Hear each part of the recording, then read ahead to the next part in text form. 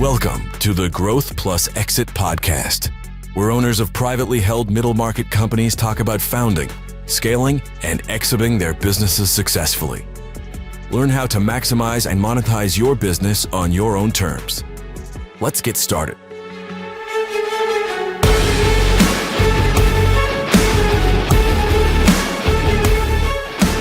Hello, I'm Heather Bennett, your host for the Growth Plus Exit podcast featuring middle market owners and experts talking about founding, growing, scaling, and exiting their businesses on their own terms.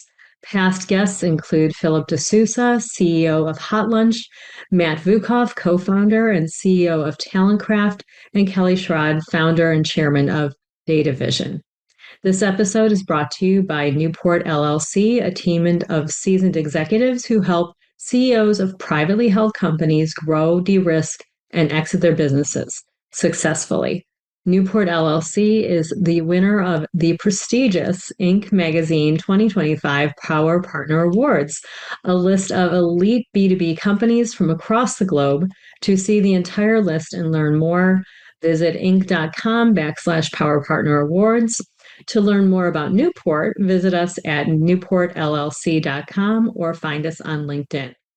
Before introducing today's guest, I would like to thank many of my friends at PDA and a few of our guest and I have many mutual connections, good friends, which is always a wonderful opportunity to get to know each other better. So the Growth Plus Exit guests that we have in common are Jody Jankowski and Mark Beelan, for example. So you'll have to check out their episodes as well after we talk. Today's guest is Tim Padgett. Tim Padgett is the founder of the Pepper Group, an award-winning agency that serves a broad variety of B2B businesses from local manufacturers and trade organizations to Fortune 500 companies. A lifelong entrepreneur, and he's still an entrepreneur, and we'll talk about that later. Tim has scaled Pepper from an early stage idea into a trusted operations platform used by companies looking to modernize and grow.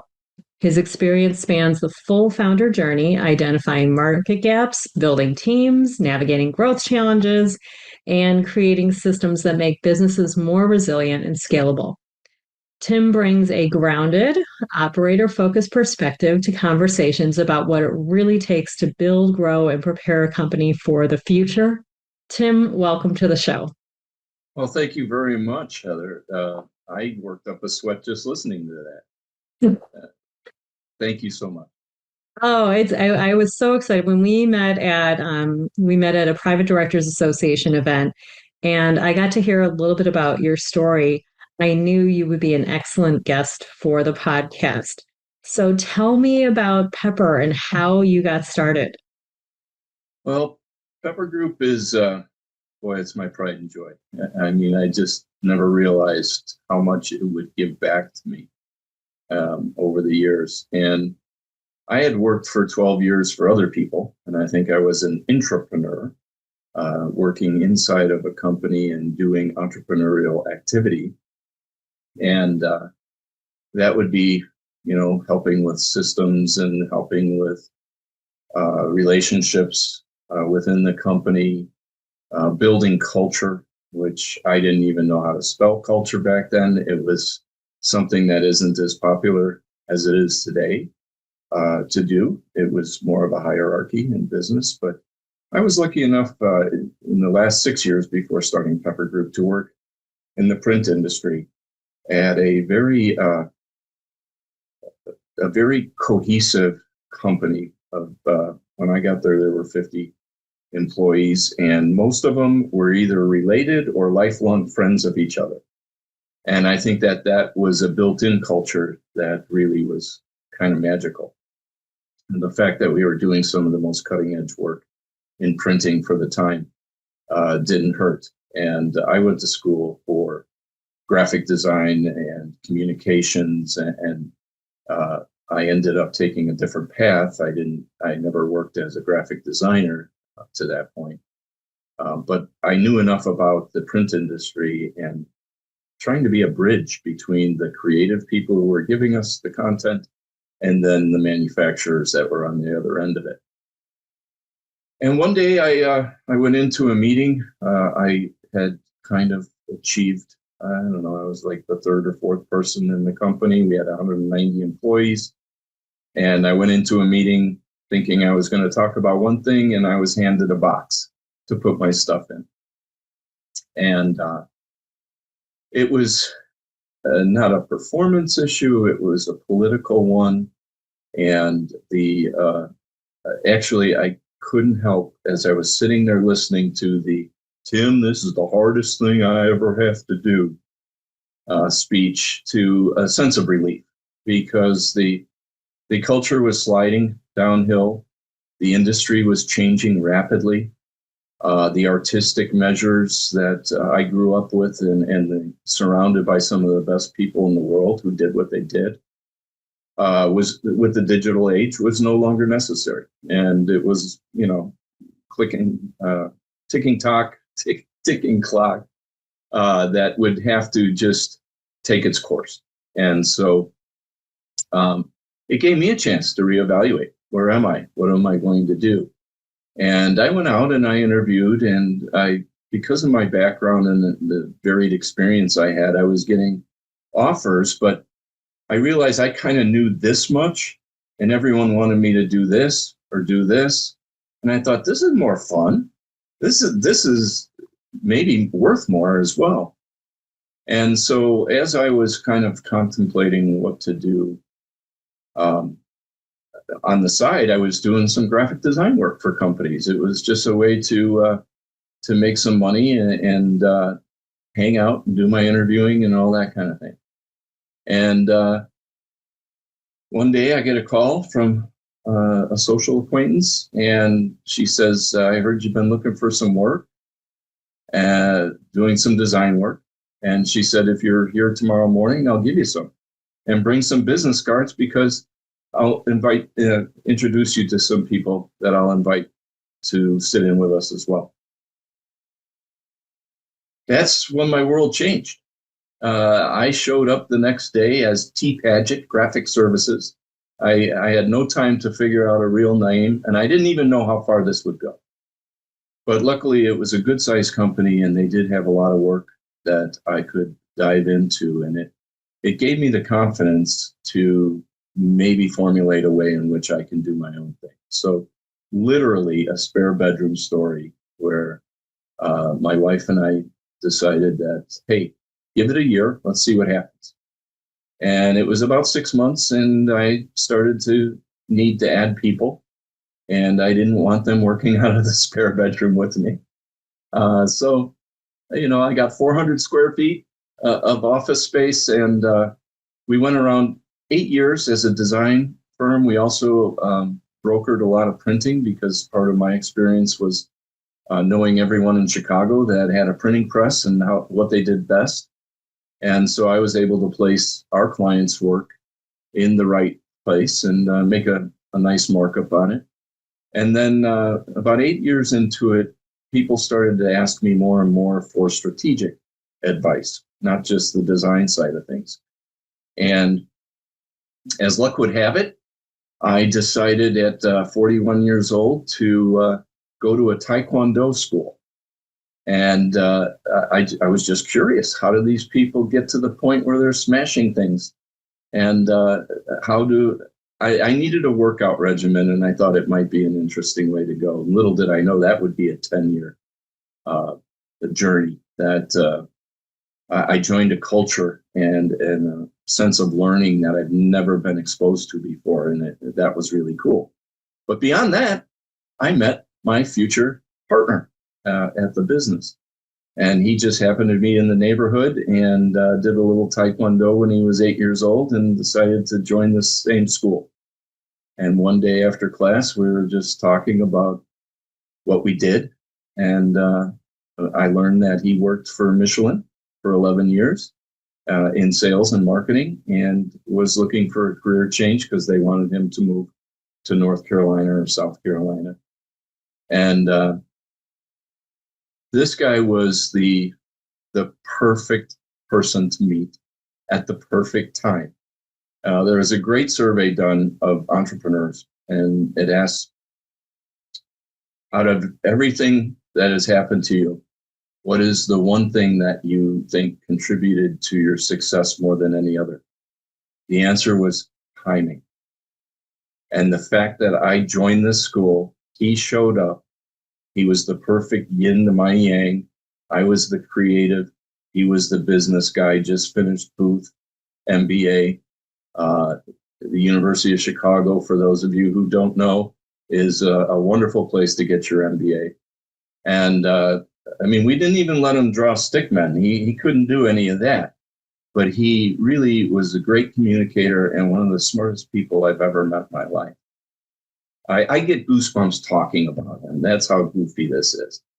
But really, a wonderful guy. And he was the one who was able to start creating that ability to really be a full service agency and take our business to the next level as far as that's concerned. And in 2021, I kind of hit a crossroads as to what are you going to do with your life, Tim? And we worked out a plan. He bought my equity then, and now he is the sole owner of Pepper Group. And I work as an independent contractor, but I'm still like a full-time employee in that I bring in new business. So new business development is where I focus now, but it's also given me an opportunity to start a couple of other businesses like a true entrepreneur, I guess, would. They're not always successful, so you have to build that into it. But that's been my journey, and I'm just really excited about where we're going from here. Obviously, the marketing industry is changing, always evolving. And there's a lot of facets to that, not the least of which is AI. Okay, well, before we get to that, because I do want to hear your view on the future of marketing and what's going on right now. There's a lot of uncertainty going on, but let's go back. So where did the name Pepper Group come from? Very good question. Well, T. Padgett Graphic Services wasn't as professional as we thought it could be. Yeah. My name is pretty easy to get used to if you see it and you hear it, but what I did hear is these people working for me having to spell it every time they were on the phone with someone. And I have a little bit of an ego, but not that big of an ego. And I wanted it to be something that not only referenced our energy, but also didn't make it so that we had to be only one thing. So T. Padgett Graphic Services, what if we weren't graphic services in a little while? What if we were this? What if we were that? So I told the team, let's do a naming exercise like we would for a client. And we went through all kinds of gyrations of trying to figure out what we wanted to do. First of all, we didn't want to have to spell it anymore. So Pepper's a pretty easy word. Nobody misspells it. But then we started to think about, what are the metaphors of what we do? Every one of our clients knows the meat and potatoes of their business. Literally, I am always excited to learn how engrossed they are in whatever that industry is, whatever that service they provide, whatever they're building. The minute calculations that go into being better every day is just fascinating to me. And so they know the meat and potatoes. We add the spice. We put the flavor to what their messaging is, how they present themselves, how they look and feel, all those things. And I think it goes beyond that to where we try and find the audience that has a palate for that taste. You don't want to shotgun your marketing. You want to laser point it whenever possible. So we try to find people like that. I think, ancillarily, is that even a word, ancillarily? There's a connection in that I like to cook. So that is nice. I'm not a chef. I like to cook. And I love baseball. And there's a drill in baseball called playing pepper. And I thought that was a good metaphor in that it's a drill that you work together to improve your skill quickly, but you can kind of, talk while you're doing it and get to know each other. So it worked out well. That's a great name. I like it. And I love hearing how you created it. Let's talk about the people. So when you're building a business and, out of your spare bedroom to your 400 square feet, and you're all right next to each other, basically. But talk about the process of building that team. Like, what did you look for? How did that experience of adding those key team members happen? Because I saw there's quite a few of your team members who've been there for a while. So what were you looking for when you were trying to find them, and how did they help with that growth process? And then again, continuing even now to help Pepper.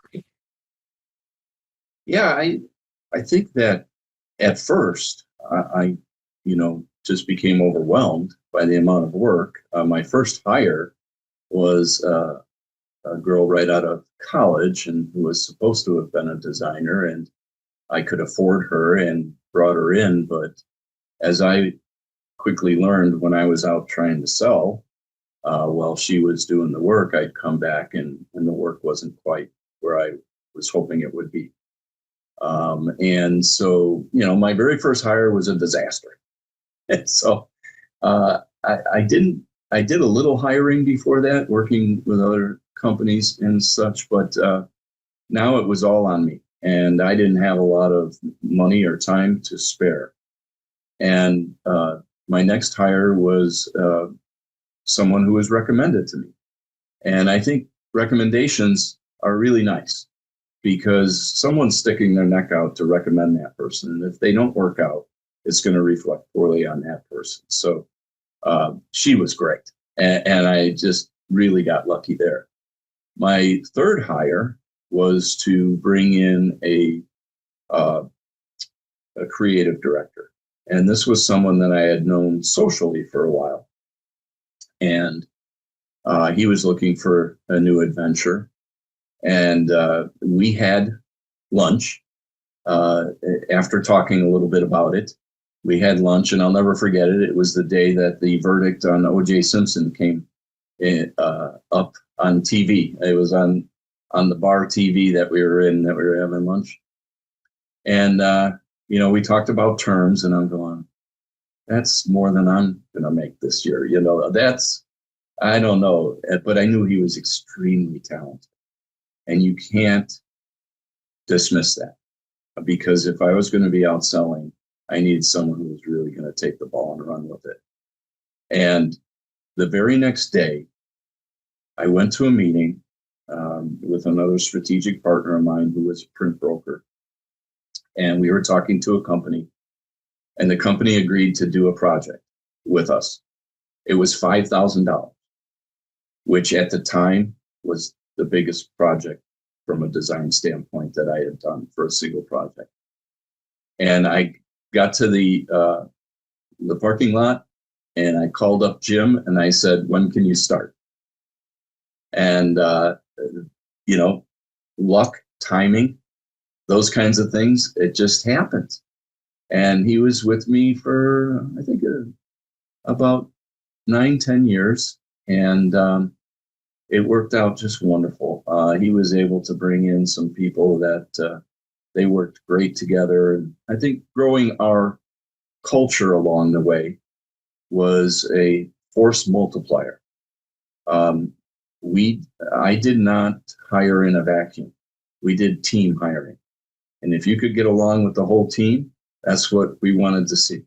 And the whole team, it's surprising the questions they will ask that I probably never would have asked. And it was really helpful to do it that way. And hopefully, you're going to make a good decision. You don't always. Some people interview well, but they don't show up the way you think they're going to. But I think all in all, we've been extremely lucky. And as you said, people tend to stick around. They enjoy the environment and the challenges of our craft. It's a weird place to be where you're creating every day. We go into a meeting and we show 3 concepts and 2 will die. by design, you have to take something to market. So we hope one of them makes it. So it's a unique value proposition to get up every morning and know that, 66% of what you do might not make it through the cut. And not to say that good ideas can't be brought up later again, but you work just as hard on all three of those ideas, and we wouldn't present them if they weren't great. And they made the cut from 10. So it's an interesting business to keep people motivated. Absolutely. And I love how you talked about doing team hiring and the importance of a cultural fit, especially when you're working on, projects where it's a lot of collaboration, a lot of communication, absolutely necessary. I've had the pleasure of working on a number of hiring teams, and it makes a huge difference. Exactly for like the specific reason you mentioned. Every person in that hiring group will ask different questions. And even if the criteria for why you're hiring someone is very clear, there's still different nuances to how you can understand whether that person's prepared for the role and will be able to accelerate that role. So that's wonderful. Good to hear. So talk about a few of the turning points for the company. I know you mentioned growing to a certain point. Maybe overlay that with how marketing has changed, because I would imagine that's had a huge effect over the years. Oh, yeah. One of the things I say about marketing is that you always have to talk about it in terms of an investment. And an investment is required to have an ROI to be good. And so there's different levels of ROI, and there's different ways in which it'll impact the success of a company. But at the end of the day, it's not a cost. It's not an expense. It's something that you're putting your faith in that is going to pay back in a multiple way. So, back in the day, 30 years ago, we had 35 years ago, we had a situation where desktop publishing came into be, right? And hey, if we give Susie or Joey a Mac and some of that software, they can start doing our marketing. But of course, we know that didn't evolve exactly that way. And so I think, though, that the digital age did allow us to do so many more things that we relied on other people to do down the line. I talked about being in the print industry, and what we did was called pre-press. So that's, you take the handoff from the designer, you make what our end product was film, and we give the film to a printer so that they can expose plates with that film and run the press. Well, that's all gone now, because now you take a digital file and you give it to a printer, and they either have a digital press or they still have plates to make, but they can make them themselves. From a marketing standpoint itself, how we're able to communicate with our prospects and clients has completely changed. I remember early in my career, I could go knock on a door and say, does John have time? And someone would call back to John, Tim's here. Yeah, send them back. I want to hear what's going on. And 90 minutes later, I'm walking out of there. But that was the way we taught our clients about what was new and what was exciting. Now you have so many other ways to do it. They say that it's probably even higher, but the last statistic I saw is that 67% of a buyer's journey is completed before any contact with a supplier is made. And that gives us a great opportunity to reach out to our friends en masse, go on LinkedIn and ask for help. You can read so many ratings about everything that's happening with a certain company. You can certainly ask ChatGPT or any one of the searches that way to give you a list of the top 5 of these or that. So there's a lot of research that gets done beforehand. So what do you bring special to that? What can you add to that makes sense? Some of it is bringing that character, that personality of who you're going to be working with. Are they old school, or are they very progressive?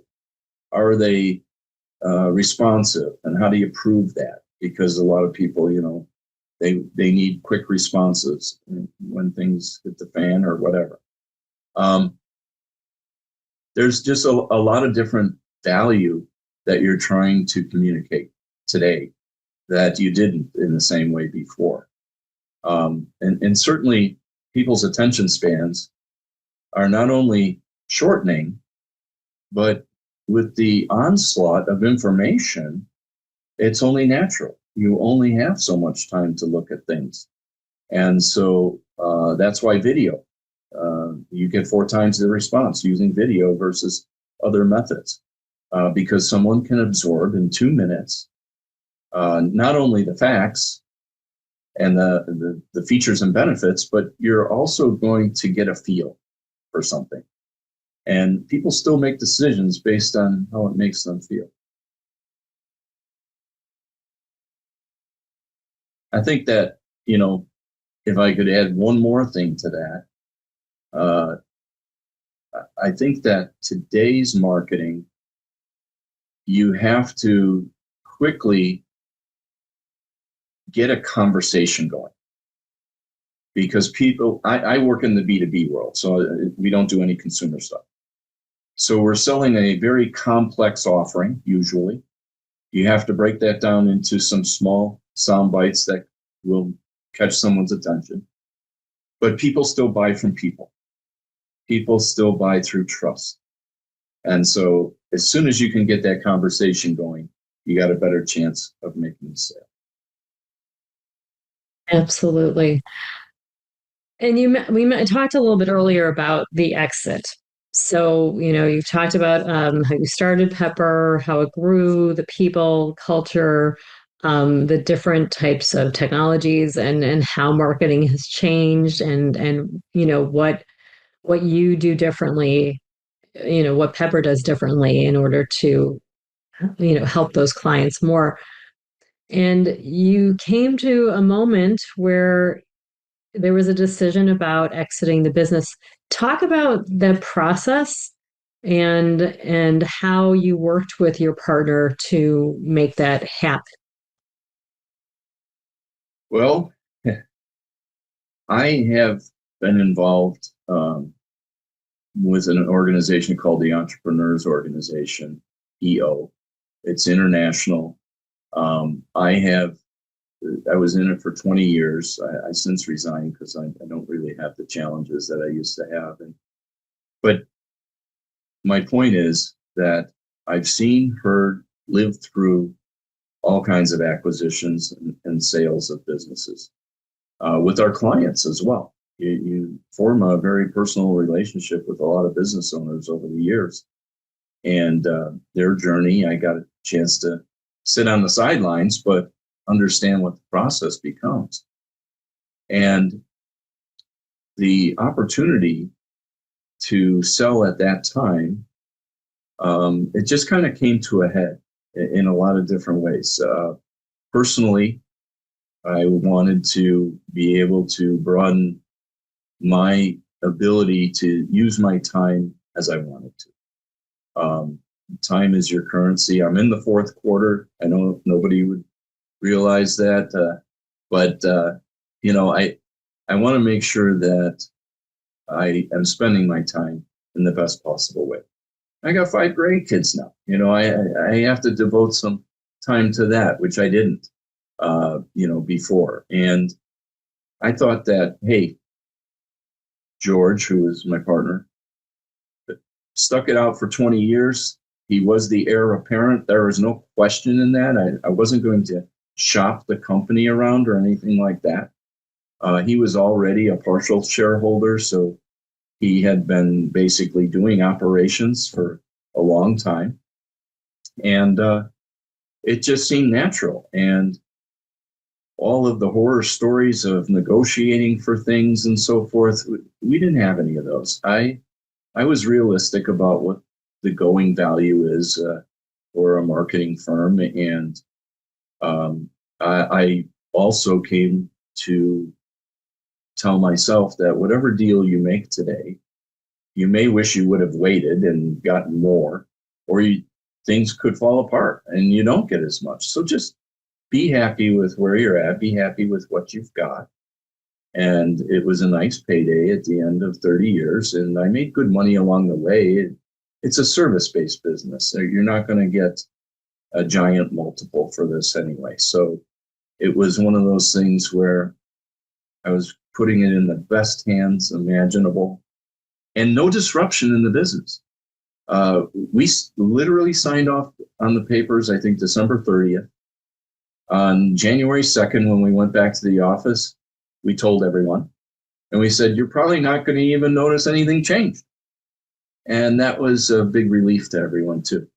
And I think that not having disruption in any way was the biggest blessing of doing a deal like that. Yeah, we talk a lot at Newport about de-risking that entire exit process, because you're right. There's a lot of points in which things could get very difficult and be very complicated. I'm interested to hear more. How did you determine the value? Did you have a valuation team come in, or was it market research?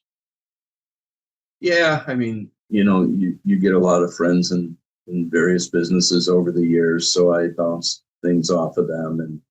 And basically, a marketing firm, it depends on how much recurring revenue you have, but at the end of the day, it's usually one-time sales or 1.5 times sales, somewhere between that margin factor. So doing the research, figuring out what things were going for, what the price should be, all of that good due diligence. But it sounds like at a much less complicated situation than a true M&A deal, which like you said, the lack of disruption to the clients and the employees, that alone is a wonderful way to de-risk the handoff, we'll say, which is good. So tell me about the future of Pepper. What do you see? I know what do you see Pepper becoming? Ooh, well, over the last half a dozen years, we've really started to get a lot of clients who are portfolio companies of PE firms.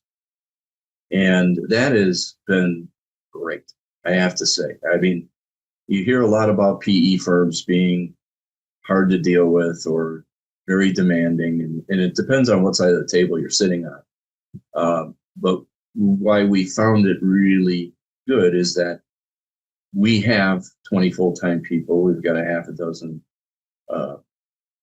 contractors that we work with, so we can do a lot of things. And they are demanding, but going back to the investment versus ROI, they get that. They get that real well. And none of them went to school and majored in marketing. So we are respected as a professional service that they couldn't do themselves.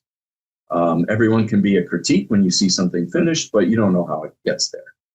And we learned also how to communicate with them. That's a big part of it. They want to see a spreadsheet or a dashboard. Tell me what you want to tell me in 5 minutes, and it's all good if the arrows are in the right direction.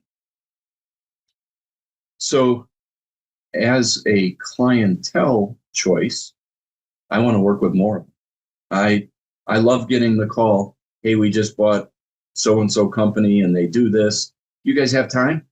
Instead of RFP process and everything else that you might go through, which is absolutely the worst way to pick a marketing firm, an RFP process, let me just say. But that being said, I think that from the aspect of what are we going to provide going forward? What is going to be replaced by AI? The ability to do research in a fraction of a minute compared to what we might have taken 2 weeks to assemble before. It's ridiculous, and it's exciting, and it's great. In some aspects, obviously, we're using AI in every way possible to use it ethically and to use it the right way. So we're in that time frame where we're going to have a lot of clients think, oh, we can do that ourselves now. Oh, we're going to, put together this or that. What they're discounting is not only a design sense to certain things, and AI actually can design some things that aren't half bad. I got to admit, they can be good enough, and sometimes that's okay. But that element of curiosity and creativity, it doesn't necessarily have that yet. And so when you say, manufacturing a widget is like baseball in that blah, blah, blah, that's the essence of a story about something that someone can relate to and bring it back to a business. AI doesn't do that. They don't know how to find those nuances. So that's another thing. I think that from a strategic standpoint, we're still going to be very effective because there's so many options in what you can do in marketing, and to be able to really bring together the right elements for A/B testing, for instance. Yeah. Let's try this. Let's try that. There's things that we're still going to be doing. There's things that we'll still be advising on. Will we do the more mundane things that we used to? Well, to be quite honest with you, at an agency like us, oftentimes we would build the template or build the process and turn it over to the client anyway. So we're not really doing a lot of the things that AI can do anyway. So. Yeah, I would agree with that. I think where humans need to be kept in the loop of marketing, one of those key points for marketing specifically is that strategic decision making about when is it appropriate to use the minimum viable product? And it's okay. Like, that's fine. That's good enough. And when are you going to make a major misstep by not bringing in the strategic insight of a professional marketer to look at something, to make those decisions, to have that ability to create something that AI is not quite capable of. And that's, I think, going to be the key for marketing, is at which point does that key marketing strategic insight need to be injected into the process. So I would definitely agree with that. I'm sorry, Heather. You made me think of one more thing that I think an agency or an outside partner for marketing brings to the table. And I talk about this a lot. It's that perspective of your business, a third-party perspective. We don't live with the biases and all the things that have happened before. We take an objective look at something. We go out to market and see what your competitors are doing. Where are they creating a foothold in the time, price, quality? How can you best compete in that marketplace? And we also bring, hey, we got 42 clients. A lot of them are doing something similar. Let me share that experience with you that you wouldn't get by sitting in your own little world. And oftentimes that's invaluable. There's hard to put a price on it. Absolutely. Yeah. Experience is well worth bringing to the table for a client. I would agree with that. So what's next? I know you had mentioned the West Suburban Angels. What are you working on with them? Yeah. So having the itch to build companies, I did start a completely different company a couple of years ago. It wasn't the success I was hoping for. I had the concept, and I don't want to go into details, but this is how things happen. I had the concept 15 years ago.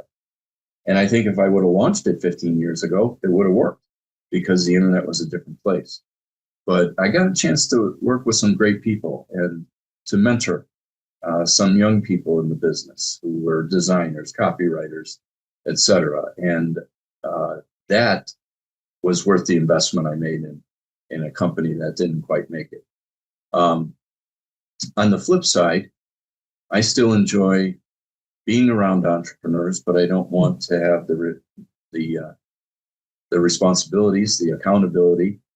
So I joined the West Suburban Angels, and we are able to make small investments in up and coming companies that we get excited about that have huge potential. And you're always looking to see who are we investing in, not so much what.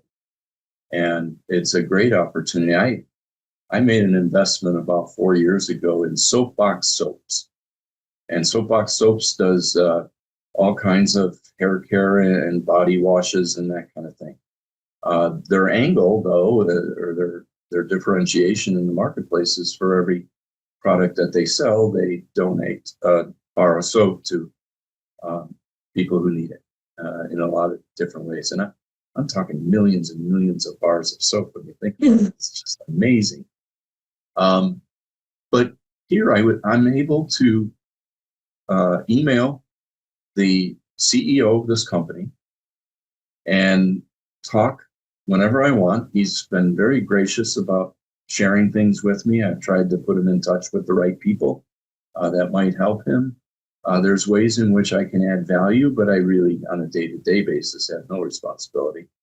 And hey, not all of them work out. I mean, a couple of them have been duds, but a couple of them have incredible potential.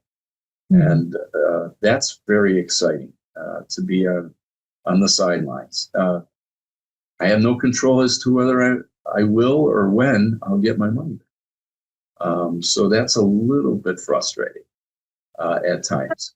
But tonight, we have a meeting. We have one about every 6 to 8 weeks.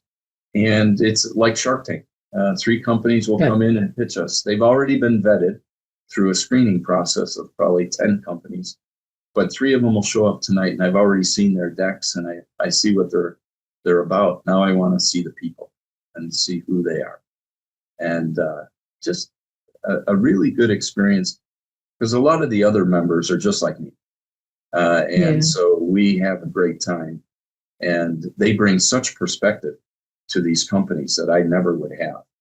Yeah, they can look to me to make a comment on marketing, but on the other side of the businesses, I have no idea how to deal with logistics or things like that. It's a lot of fun. I've been working with entrepreneurs for about 24 years now. It never gets old. I love just the list of questions. Like let's talk about your business. Tell me about it, and let's go through and see where there's opportunities to do great things.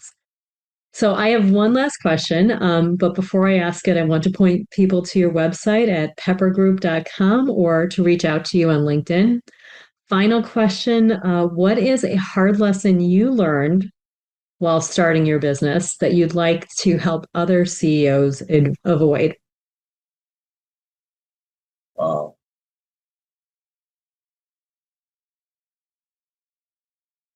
It goes back to the thing that you and your whole audience have heard many, many times. And why does it have to be reinforced all the time? It's pretty evident. You got 2 ears and 1 mouth. Listen.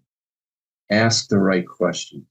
Whether they're your employees, your suppliers, your prospects, your customers. And I think that oftentimes I addressed the wrong problem. Had I asked the right question, it would have been better. And I lost people over that. I lost opportunities. And I'm not talking about a major dysfunctional situation here, but everyone hurts. Every one of those things hurts. And I would say that today I am such a better question asker than I am divvying out my perspective and trying to get out ahead of something that I haven't really a clue about what's really affecting someone else in it. And I think that's one thing we could all do better at, for sure. I agree. I've been talking with Tim Padgett, founder of the Pepper Group. Tim, thank you so much for sharing your story, your experience, and your perspective. I truly appreciate the opportunity to share it.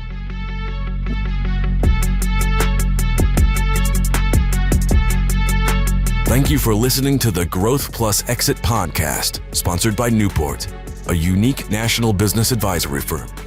If you enjoyed this show, be sure to share, like, and subscribe for future episodes.